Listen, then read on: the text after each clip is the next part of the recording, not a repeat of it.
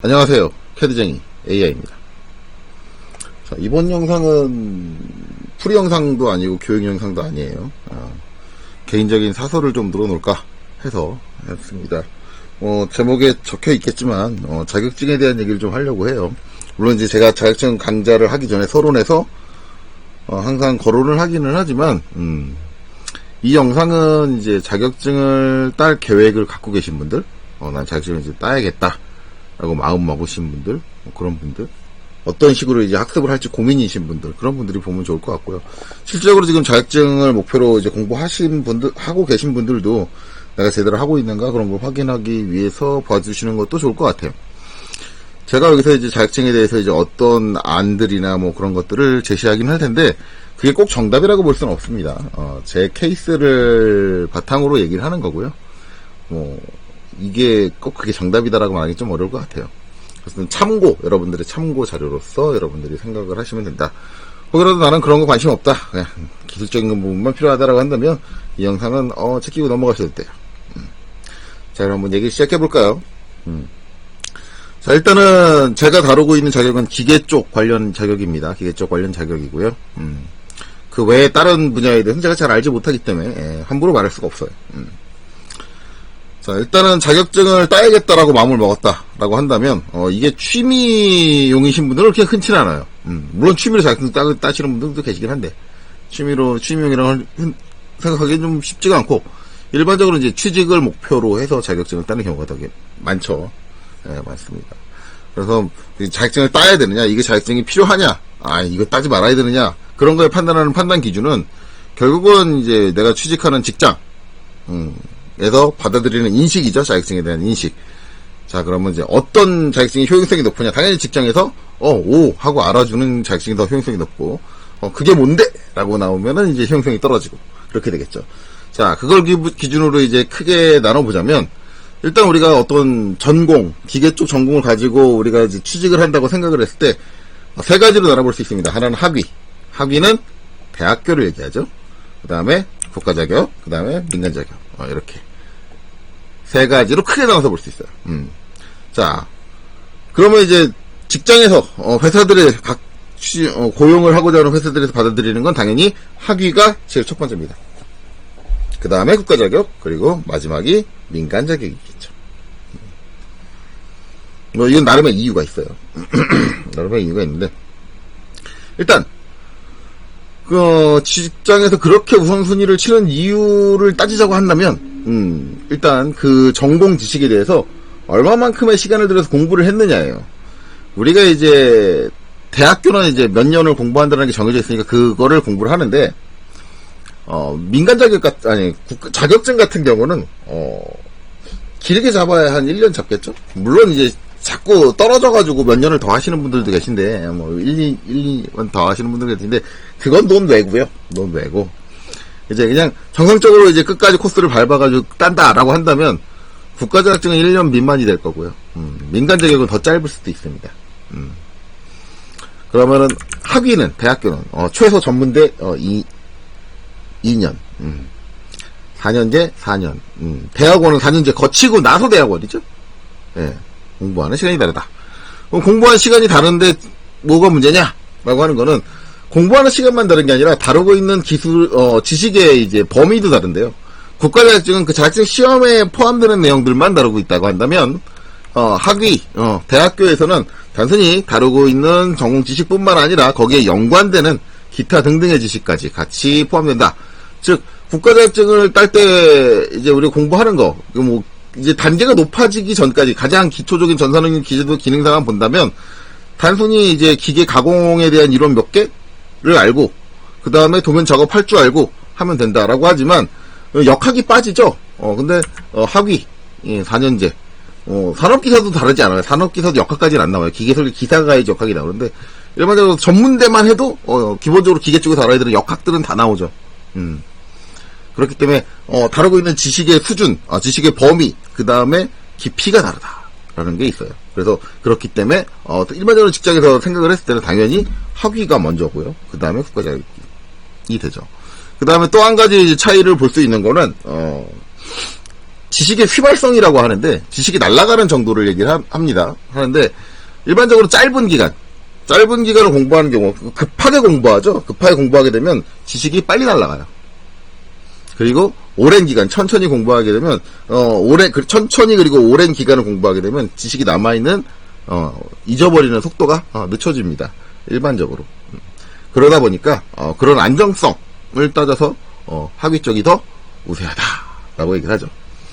그럼 이제 국가자격과 민간자격에는 어떤 차이가 있느냐라고 하는데, 국가자격은 일반적으로 기술을 어떤 특정 직무에서 일하는 기술 자체를 통합적으로 평가를 한다면, 민간자격 같은 경우는 단편적인 부분들을 평가하는 경우가 많아요. 그러니까 그러니까 평가되는 항목이 더 축소됩니다. 더 축소되고, 또 한 가지는, 회사에서 민간자격의 존재를 잘 모른다는 게 가장 큽니다. CAT 1급, CAT 2급, ATC 1급, 이런 게 있는데, 저도 직장 생활할 때까지는 이런 자격증이 존재한다는 걸 몰랐어요.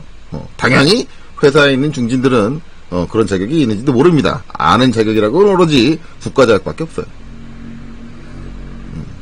그러다 보니, 당연히 국가자격보다 비중이 떨어지겠죠? 대부분 이제 그런 자격증 있어. 그럼 도움은 되겠네. 그래서 플러스 알파 되는 정도 수준이 민간 자격증이다.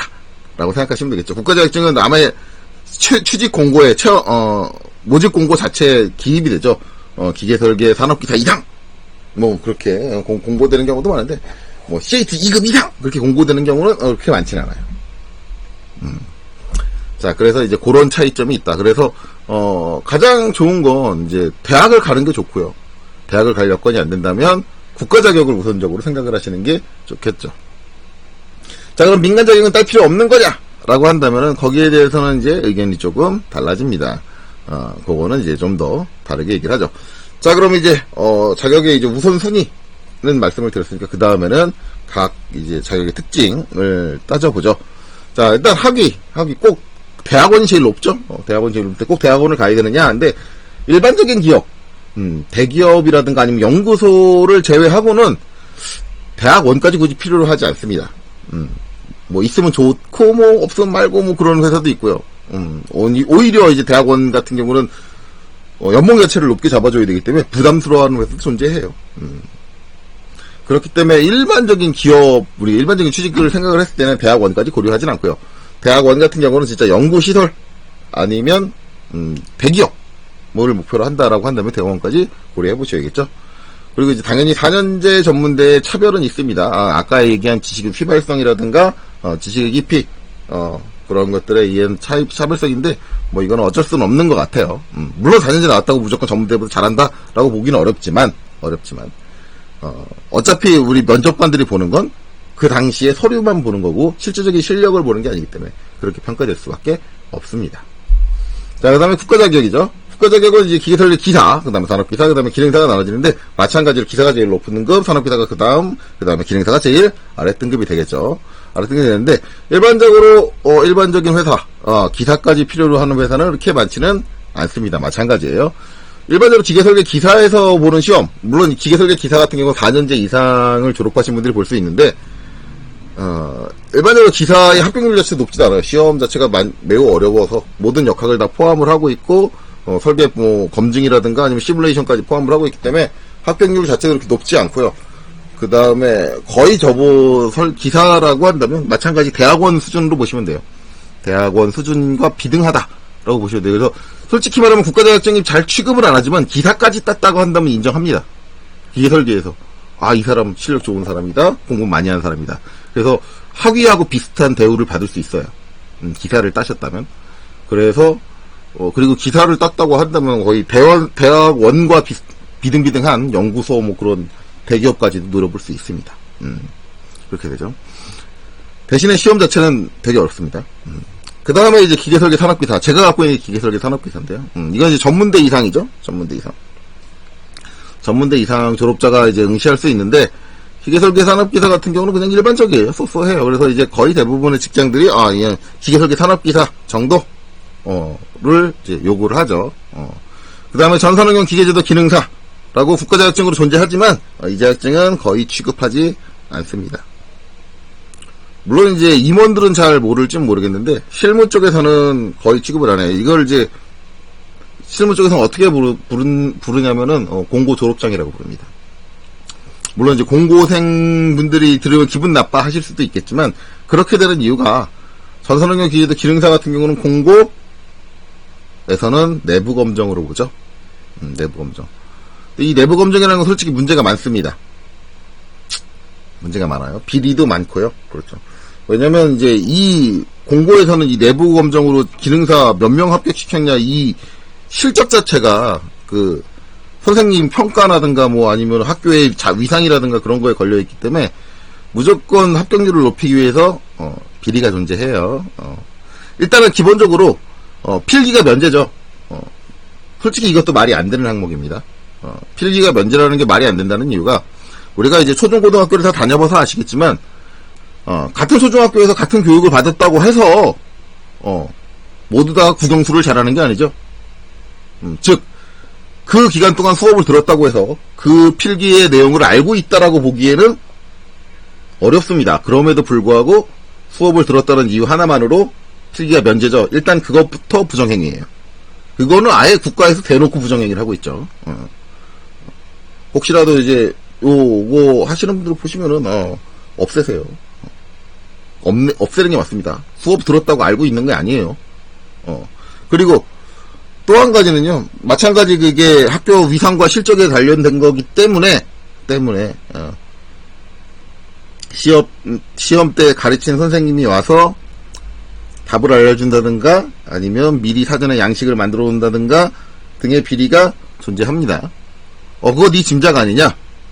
라고 생각을 하시는 분들이 계실 텐데 실제로 제 학원에서 수강을 한 공고 학생들이 직접적으로 한 얘기예요.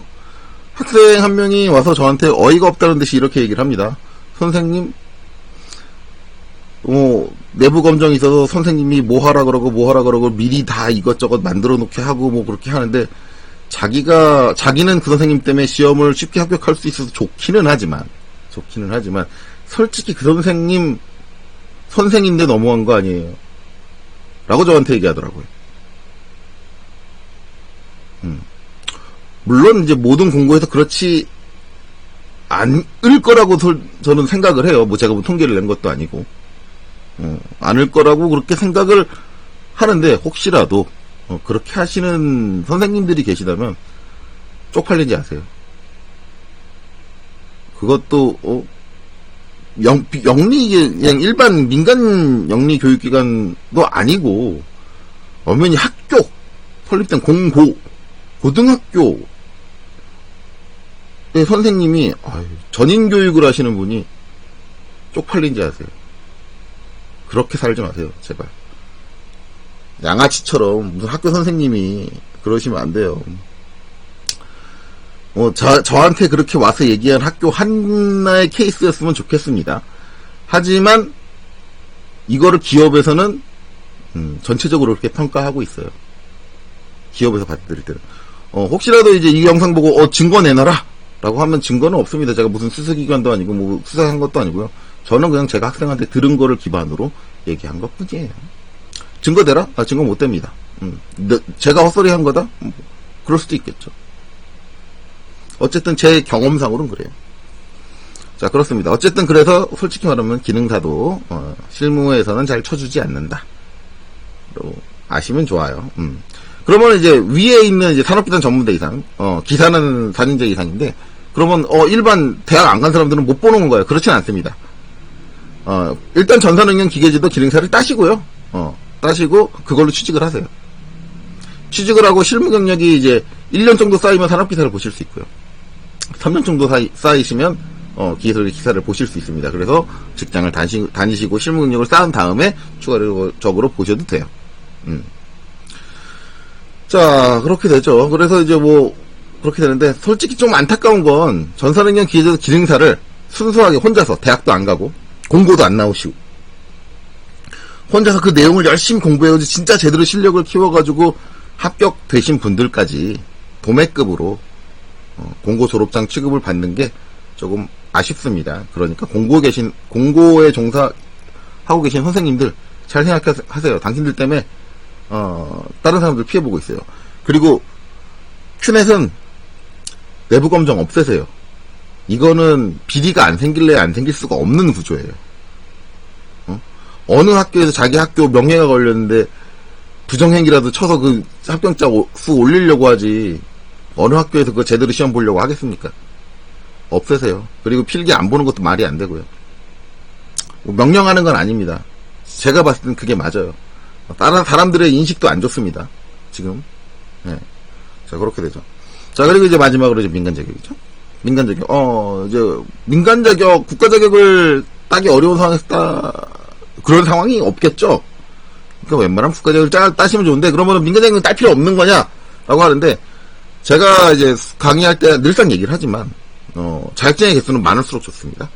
많을수록 좋아요. 어차피 서류 싸움에서는 자격증이 하나라도 더 있는 분들이 유리해요.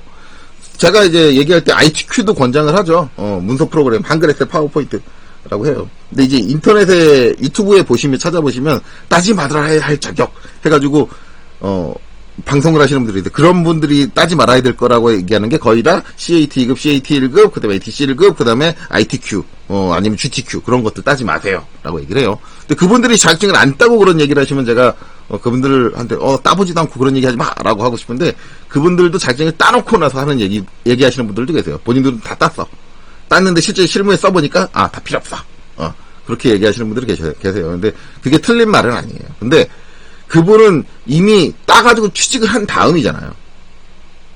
취직한 다음에 실무에서 쓴다는 개념으로 생각하면 그렇게 생각하실 수 있는데, 취직 자체에서 남들과 경쟁해서 이긴다, 경쟁에서 내가 우위를 차지한다는 개념으로 생각했을 때는 가치는 있습니다. 민간 자격도.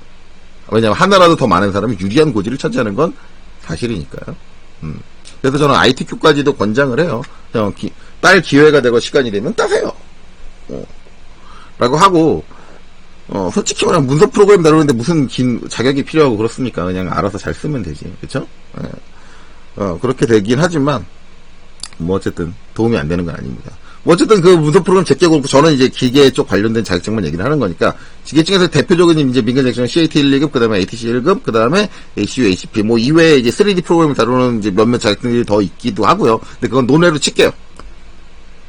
그리고 또 이제 그 외에 제가 알지 못하는 민간 자격도 있습니다.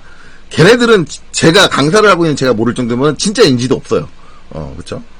하는데 뭐, 그 다른 게 뭐 가치가 없다라고 하지는 않을게요. 왜냐면 걔네들도 플러스 알파가 되면은 뭐 가치는 있겠죠. 그렇게 됩니다. 어쨌든 그렇게 되는데, 이 중에 제일 안타까운 건 CAT 2급입니다. 솔직히 말하면 저는 CAT 2급의 가치를 되게 높게 평가를 해요. 일단 CAT 2급과 이제 국가자격증의 차이를 생각을 하면은, CAT 2급은 단순히 도면을 그리는 시험. 근데 도면을 그리는 시험이 그 다음에 국가자격증은 거기에 이제 기계적인 지식들이 포함되어 있는 시험이다. 라고 보시면 돼요. 그러니까는 실질적으로 이제 필요한 거는 기계적인 지식이 포함되어 있는 국가자격증이다라고 하는데, CAT 2급만 필요로, 2급 수준 정도의 직원만을 필요로 하는 회사도 존재합니다. 그리고 CAT 2급에서 다루고 있는 내용이 국가자격증보다 더 뛰어난 부분이 있어요. 그게 뭐냐면 투상법에 대한 거예요. 기본 투상. 특수투상 말고요. 기본 투상에 대한 건데, CAT 2급이 기본 투상을 얼마나 잘하느냐, 제대로 하느냐를, 기능사 시험보다 훨씬 더 정확하게, 그리고 더 깊게 평가를 할 수 있어요. 그래서 저는 CAT 2급의 가치를 되게 높게 생각합니다. 기본 투상이 이렇게 중요하냐라고 하는데, 이게 우리 원천 기술이라고 하죠? 근본 기술이라고 하나? 그렇게 되는데, 지금 이제 기계 쪽에서 얘기를 하자면 기계 가공. 가공하시는 분들 되게 이제 몸 쓰고, 봉급 적게 받고, 뭐, 천대받는 식으로 이제 그렇게 표현이 되는데, 우리가 이제 어떤 사람이 있어서 그 바닥에, 제일 첫 번째, 바닥이라고 하면 좀 그렇죠. 제일 첫 번째로 스타트를 뜨는 어떤 작업. 하는데 이건 많이 하던 작업이다 보니까, 비중을 안 좋게 취급을 하는 경우가 있어요. 그런 것들이 원천 기술, 뭐 그런 것들을 얘기를 하는데, 그런 것들이 이제 점점 부족해진다 그러죠. 설계 쪽에서 생각을 하면 기본 투상이 그런 기술이에요. 가장 근본에 있는 가장 중요한 기술인데 사람들이 그거에 대한 중요성을 잘 인식을 못하는 기술. 그래서 저는 CAT 2급의 가치를 되게 높게 생각을 합니다. 그래서 CAT 2급 시험 내용의 본질을 보면은 얘는 국가 자격이 돼야 마땅하다라고 저는 생각을 해요. CAT 2급은. 그래서 CAT 2급은 저는 웬만하면 꼭 시험 보시고 자격을 따보시는 게 좋지 않겠냐. 하다못해 CAT 2급의 시험 내용이라도 한번 공부해보는 거, 자격증은 안 따시더라도 공부해보시는 게 어떻겠냐라고 저는 권장을 드립니다. 그 다음에 CAT 1급과 ATC 1급인데 이거는 좀 애매해요. 본질적으로 이제 업무적으로 생각을 하면은 이거는 필요가 없습니다. 왜냐면 오토캐드로 3D를 하는 일은 거의 찾아보기 힘들어요. 물론 없진 않습니다. 오토캐드로 3D를 하는 회사도 계세요. 있는데 진짜 찾아보기 힘들어요. 그리고 오토캐드로 지금 3D를 하고 계시는 회사들도 바뀌어야 돼요. 이제 전문 3D 캐드로 바꾸시는 게 맞습니다. 굳이 3D 작업을 하겠다고 한다면 그게 맞는 거예요. 그렇기 때문에 솔직히 말하면 조금 애매하긴 한데, 솔직히 말하면 저는 ATC 1급이나 CAT 1급도 공부하는 걸 권장을 해요. 왜냐하면 공부의 측면에서 자격증을 따라고까지는 얘기 안 합니다. 한번 해보는 게 어떻겠니? 왜냐하면 ATC 1급과 CAT 2급 오토캐드의 3D 작업을 하게 되면 공간좌표에 대한 개념이 좀 더 잘 정립이 돼요. 그래서 학습적인 측면에서는 상당히 메리트가 있다. 그래서 조금 애매하다. 자격증 따라고까지는 안 해요. 근데 CAT 2급은 따는 것까지도 저는 권장을 합니다. 그렇고, 그 다음에 이제 ACU, ACP인데, ACU, ACP는 이제 강점으로 밀고 있는 게 국제 자격이다. 왜냐면 이게 오토캐드를 만드는 오토데스크에서 주관하는 시험이기 때문에 국제 자격이에요. 옛날에는 영어로만 시험 문제가 나왔고요. 지금은 이제 번역이 돼서 나오긴 하는데, 그렇죠. 그래서 이제 밀고 있는 게 국제 자격이다! 라고 하는데, 예. 제가 아까도 얘기했지만은, 모든 자격증은 플러스 알파니까 다 도움이 된다.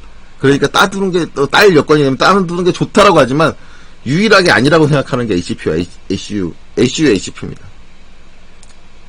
ACU, ACP 내용을 보시면 그냥 CAD의 기능에 대한 내용이에요. 기능에 대한 내용인데, 우리가 이제 CAD를 다루는 사람을 뽑을 때는 CAD의 기능을 쓸 줄 아는 사람이 필요한 게 아니에요. 도면을 그릴 줄 아는 사람이 필요한 거지.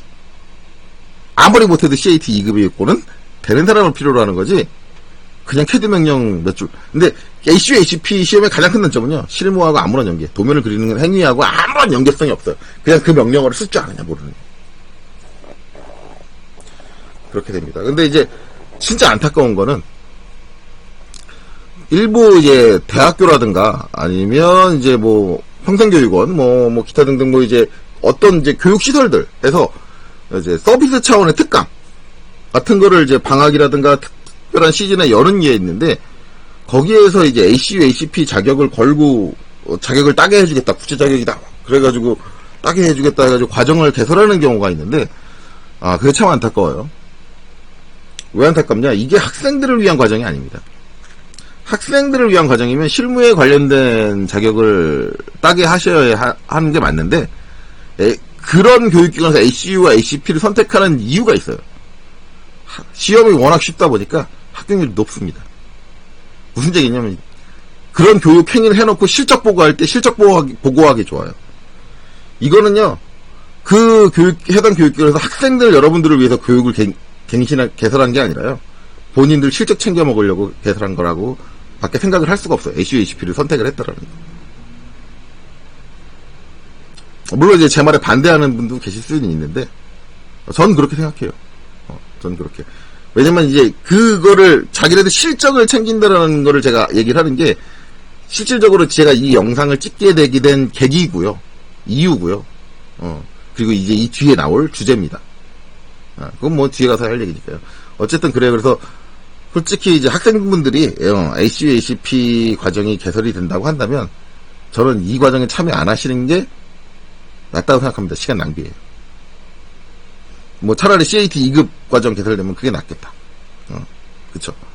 그렇습니다. 뭐 그래요.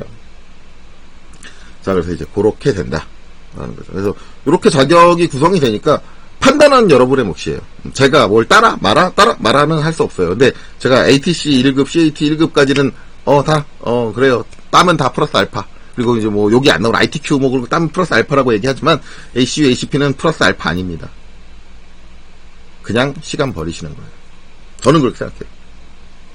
판단은 여러분이 하세요. 그래서 여기에서 이제 여러분들이 적절하게 한다라고 하는데, 기계 쪽으로 종사하신다고 한다면, 가능하시면 국가자격증까지는 도전을 해보시는 게, 그리고 자격증 한 개 따시는 것보다는 국가 자격증 하나랑 민간 자격증도 플러스로 따시는 게 더 여러분들의 합격률을 취업률을 올릴 수 있는 부분이고요. 그 다음에 거기에 이제 학위를 갖고 계신 분이 자격증까지 갖고 계시면 더 좋겠죠. 그렇게 생각을 하면서 이제 그런 식으로 하면 돼요. 자, 그 다음에 이제 다음으로 다룰 주제는 그겁니다. 그럼 내가 자격증을 따기로 했는데 공부는 어떻게 할까?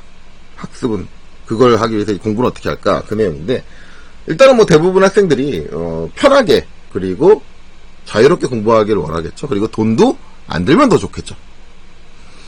자, 그러면 여러분들이 자격증을 따기로 어떤 자격증을 목표를 해가지고 이제 공부를 하기로 마음을 먹었으면 제일 처음에 할 수 있는 행동은 그겁니다. 요새 인터넷도 발달하고 유튜브 영상도 많이 올라왔으니까 유튜브 강의, 무료 강의를 한번 찾아보세요. 제가 그걸 하고 있다고 해서 제 영상을 벌하라는 의미로 이런 얘기를 한다라고 생각을 하신다면 그건 아니고요. 제 영상 안 보셔도 돼요. 저 말고 이제 뭐 구독자 수 뭐 1000만 명 구독자 수 뭐 10,000명 넘어가고 뭐 10만 명 되고 뭐 그런 분들도 계세요. 그런 분들 계시니까 그런 분들 영상 보셔도 돼요. 그런 분들 영상 보셔도 되니까 굳이 이제 처음에 도전할 때는 온라인상으로 무료로 개설된 강좌들을 한번 찾아서 이제 공부를 해보시면 돼요. 그거 가지고 한 달 정도 공부를 해보세요. 공부를 해보면 이제 한 달 정도 공부를 해보면 이제 답이 나올 겁니다. 아, 내가 이 영상만 보고도 충분히 가능할 것 같구나 라고 생각이 드신다면 그거대로 쭉 하시면 되고요. 만약에 영상만 보고 안 될 것 같다라고 한다면 그땐 다른 방법을 쓰셔야죠. 또 한 가지 보면 서점에서 책을 사서 공부한다는데 영상 보고 안 되시는 분은 책 보고도 안 돼요. 어차피 책을 사려면 책 사는 돈이 들잖아요. 그러니까 저는 그거보다는 유튜브 영상을 동영상 강좌를 더 권장을 드리고요. 만약에 이제 유튜브 영상을 보고 안 된다고 한다면 결국 이제 교육기관의 힘을 빌릴 수밖에 없습니다. 지금 이제 자격증을 따시려고 하시는 분들은 일단 대학생들을 제외하고는 대학을 못 가셨으니까 차선책으로 자격증을 따시려고 하는 걸 거예요. 그러니까 대학을 갈 생각을 해라라는 얘기는 안 할게요. 물론 대학을 지금 그때라서라도 뒤늦게 대학을 갈 생각을 하고 대학 시험을 준비를 하신다면 그건 말리진 않습니다. 웬만하면 대학 가시는 게 좋아요. 근데 이제 대학을 안 가고 그냥 자격에서 끝내겠다라고 하신다면 일단은 학원을 알아보셔야겠죠. 학원. 교육기관 학원을 알아보시는 게 좋습니다. 그래서 이제 학원을 알아보시고 이제 학원을 들어가셔서 수업을 듣고 해야겠죠.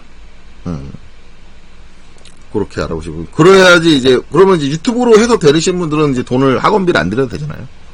학원비를 안 들여도 되고 이제 학원에도 종류가 이제 두 가지 있죠. 직업훈련 학교에서 국가과정이 있습니다. 국가과정 실업자 과정 들어가시는 것도 좋고 그 다음에 그냥 일반 학원 가면 이제 국비로 지원이 안 되니까는 내 돈이 다 들어가니까 이제 수업료가 이제 비싸게 들어가겠죠. 그래서 돈을 줄이려면 국비를 들어가는 게 좋긴 한데, 솔직히 말하면 저는 국비는 권장을 안 해요. 일반적으로 저도 국비 수업을 해본 선생님이지만 국비 수업 같은 경우는 학교 수업하고 똑같습니다. 시간이 정해져 있고요. 시간에 나가야 되는 진도 양이 정해져 있어요. 그러면은 사람은 누구다 배우는 속도가 다르거든요. 근데 그 진도가 내 속도랑 안 맞다고 한다면 거기서 포기할 수밖에 없어요. 그에 비해서 이제 일반적인 학원, 그렇죠? 학원 같은 경우는 무진도반, 그러니까 진도가 정해져 있지 않고요. 그 사람마다 개별 진도로 나가는 학원들이 있어요. 그런데 가면은 포기할 확률은 줍니다. 왜냐면 내 속도에 맞춰서 진도가 나가니까. 대신에 좀 많이 기다려야 돼요. 왜냐면 강사가 한 명인데 진도가 다르면 다른 사람 진도 나가고 있으면 내 진도 나가야 되는 순간이 와도 바로는 못 해줘요. 뭐 기다린다는 불편함이 있긴 하지만 포기는 없다. 일반 학원 비용이 많이 들고 이제 그런 시간이 좀 오래 걸릴 수 있다라는 단점이 있긴 하지만 그것도 하나의 방법이긴 합니다. 그래서 이제 그런 식으로 알아보시면 되겠죠. 그래서 일단은 무료 콘텐츠를 통해서 내가 학습이 가능한지를 먼저 확인을 하시고 그 다음에 이제 유료 시설을 이용하시는 게 나을 것 같아요. 그리고 굳이 돈이 궁하다고 한다면 국비 과정을 신청해서 하시는 것도 또 하나의 방법일 수도 있고요. 그렇게 됩니다. 그래서 이제 요렇게 준비를 해서 자격증을 따시고 공부하시면 되겠다. 그런 거죠. 자, 그 다음으로 할 얘기는 원래 오늘의 주제입니다. 주제가 이제 30분 거의 다 돼가지고 나오는데 제가 영상을 찍게 된 건 솔직히 앞에 그 얘기를 하고자 하는 게 아니에요. 그 얘기는 이제 자격증에 대한 얘기를 털어놓기 위해서 한 거고요. 솔직히 말하면 제가 본격적으로 할 얘기는 민간 자격에 대한 얘기입니다. 특히 CAT 2급이요. 제가 이 영상 찍기 전에 이제 7월 10일자 기출문제 2교시 거를 이제 형상작도 풀이를 작성을 했는데, 이제 그거 시작하면서 한 얘기가 있어요. 문제가 너무 그렇다, 수준이.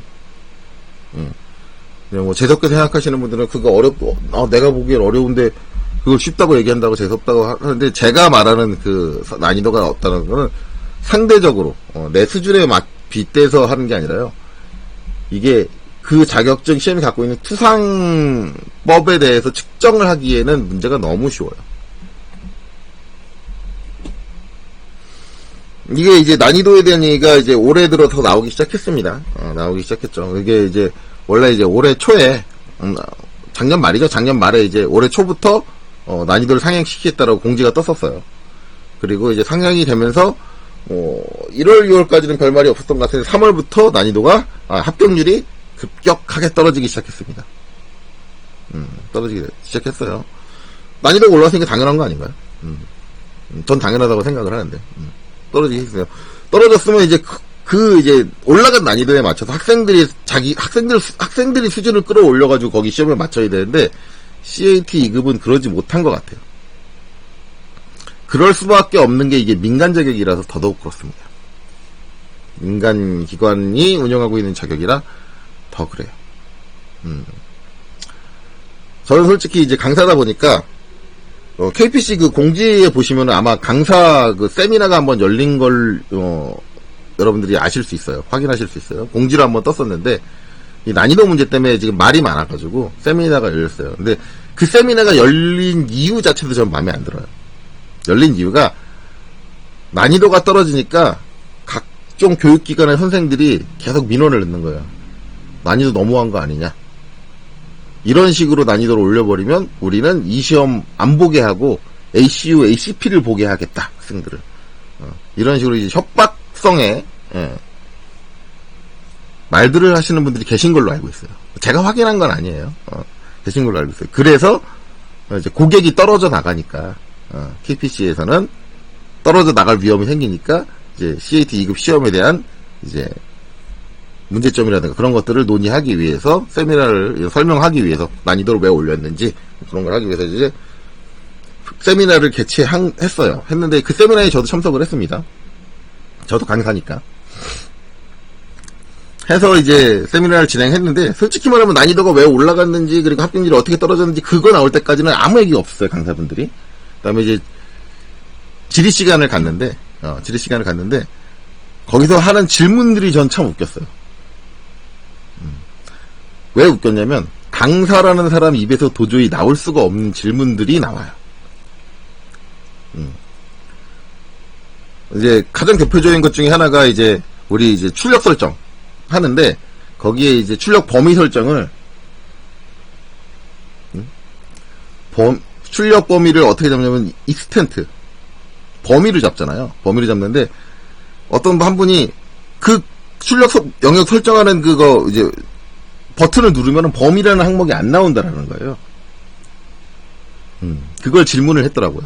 그 질문을, 강사분들은 그런 질문을 하면 안 되거든요.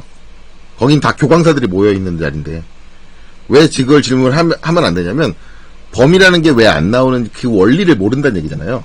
무슨 얘기냐면 자기가 시험에서 다루고 있는 내용에 대한 부분에 대한 원리 자체를 이해를 못하고 있다라는 거예요. 그 강사분은 자기가 가르치는 프로그램에 그 시험에 나오는 내용에 해당하는 그 원리를 이해를 못하고 있다, 강사가.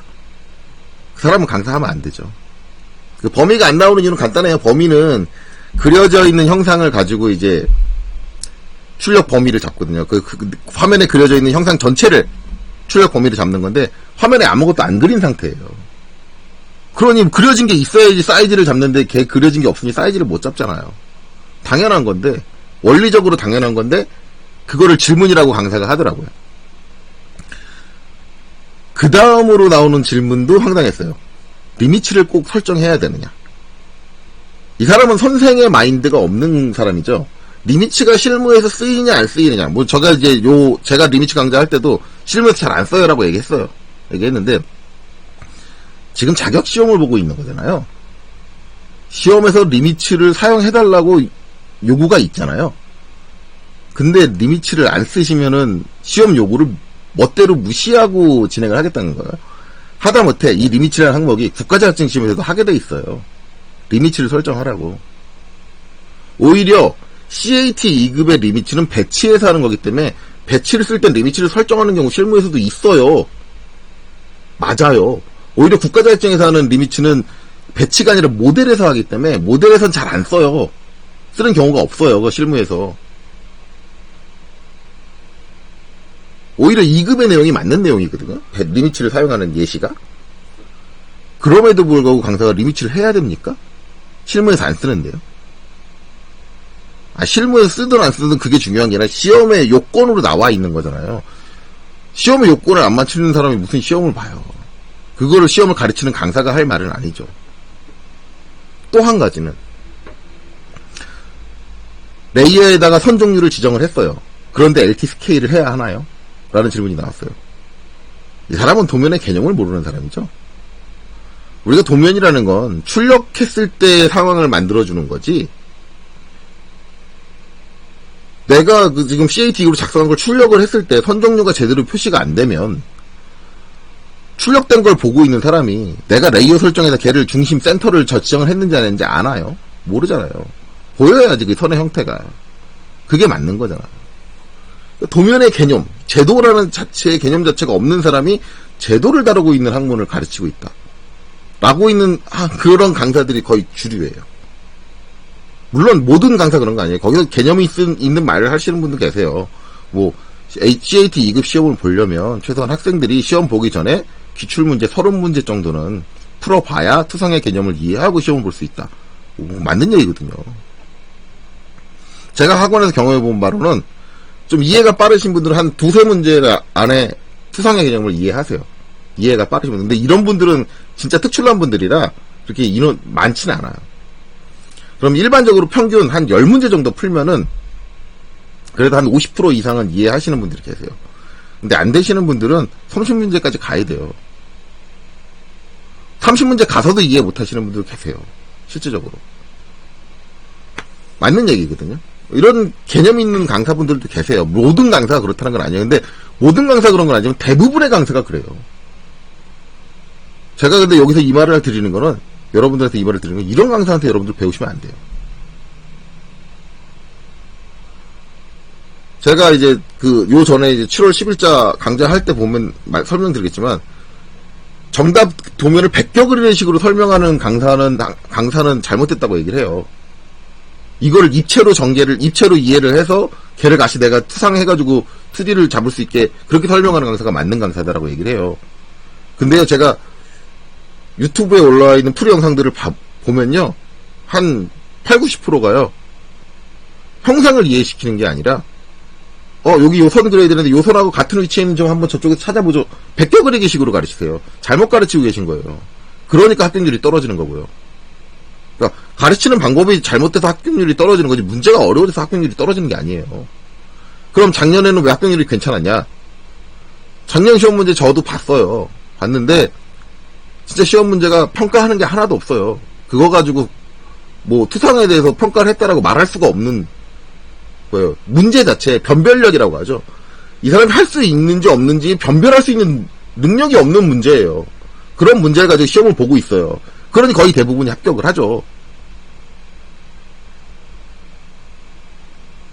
자격증 시험이라는 건 그런 걸 골라내기 위해서 하는 건데, 그런 능력도 안 갖고 있는 문제를 내요. 근데 그런 문제를 내는 이유가, 아까 얘기했듯이 그런 개념도 안 잡혀있는 강사들이 하는 짓이 뭐냐면, 자기 합격률이 떨어지면 자기는 잘리거든요. 그 학교나 그런 데서.